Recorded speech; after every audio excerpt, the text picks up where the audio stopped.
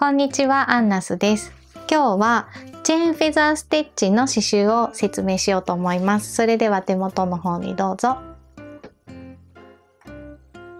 はい、チェーンフェザーステッチを説明するためにちょっといきなりクリスマスが出てきてしまったんですけども、ここですね。ここがチェーンフェザーステッチ。チェーンステッチのちょっと変わったバージョンのステッチなんですけど、今日はこれを説明しようと思います。このステッチ結構便利で、普通にチェーンステッチをやると割とあっさりしてるんですけど、このちょっと変わったチェーンフェザーステッチをやると、例えばこういうブックカバーとかでワンポイントに刺繍した場合、上とかが結構開いたりとかするんですよね。そういう時にちょっと間を埋めるためにこういうところに線とか入れると間が持つとか、あと私はまだやってないんですけど、例えば T シャツとかブラウスとかの襟とか、ちょっと襟ぐりとか袖口とかにちょっとチェーンフェザーステッチ入れるとちょっと刺繍した感じが出て可愛くなるので、今日はこれをやり方を説明したいと思います。ちなみにプチ刺繍に載っています。はい、では実際にやり方を説明します。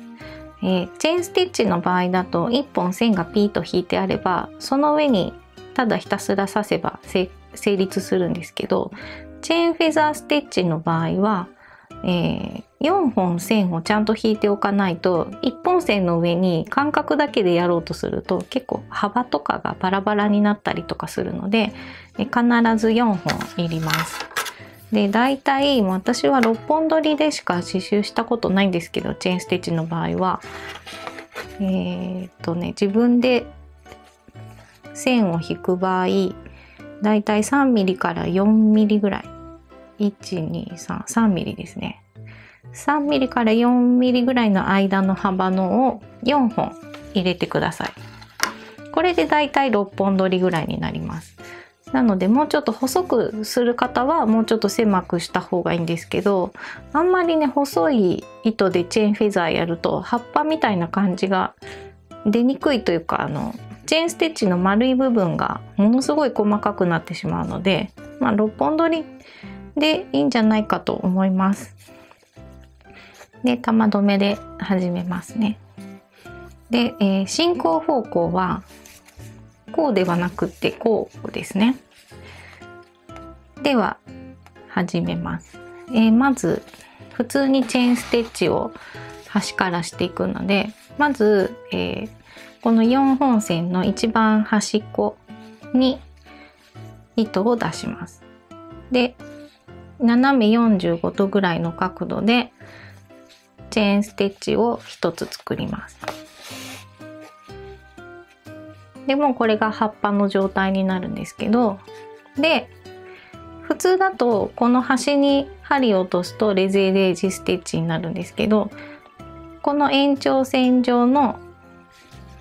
端から2本目のところに留めます。これがまず1個出来上がりですね。葉っぱと茎みたいな感じになりますね。で、次こうまた葉っぱみたいにしていくんですけど、さっき作ったこの丸のこの頂点の点々点々点のこの端っこ、延長線上のこの辺にから針を出して、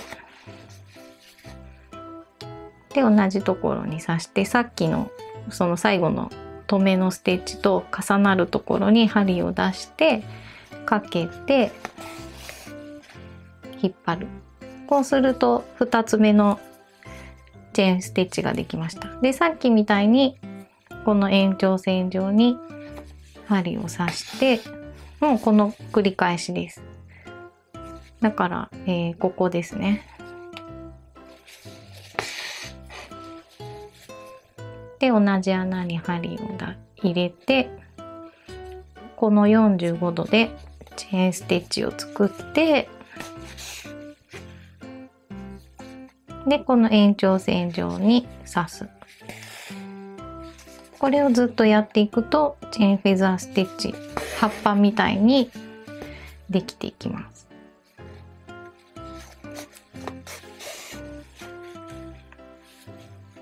こんな感じです。気をつけることっていうと、チェーンステッチのその引き具合をあんまり、ここですね、この最初の時にかけてギュッと引っ張りすぎると、葉っぱみたいなこのチェーンの部分が細くなって、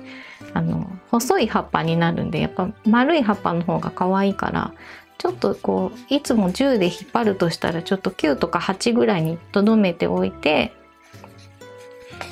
ふんわりさせて次に行くっていう風にした方がいいですね。でこの幅が定まらない方は、私もちょっとここの幅とこっちの幅今違ってますけど、ここも測りたい方は測ってちょっと印とか入れてもらってもいいかなと思います。でもそこまでしなくても、多少の幅の違いは大丈夫だと思います。それよりもこの上下のこの幅ですね、こっちの幅が例えばチェーンがすごい飛び出してたりとか、すごい内側にあったりとかすると結構気になるんで、ここの幅はきっちり揃えた方がいいです。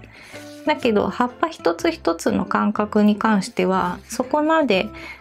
厳密に気にしなくてもパッと見は気にならないです。同じ幅になってるに越したことはないんで、そこもきっちりやりたい方はちょっと